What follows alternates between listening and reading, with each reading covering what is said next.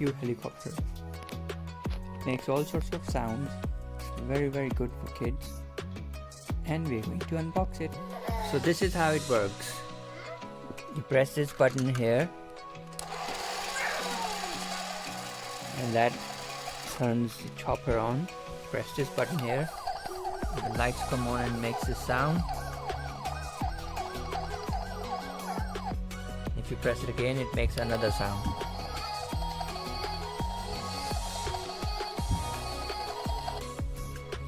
Then there's this rope thing. You can press this button here. The rope's supposed to drop like that. And goes back up.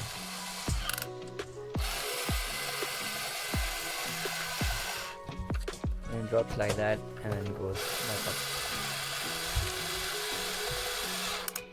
And there's this door as well which you can open, and you can close it.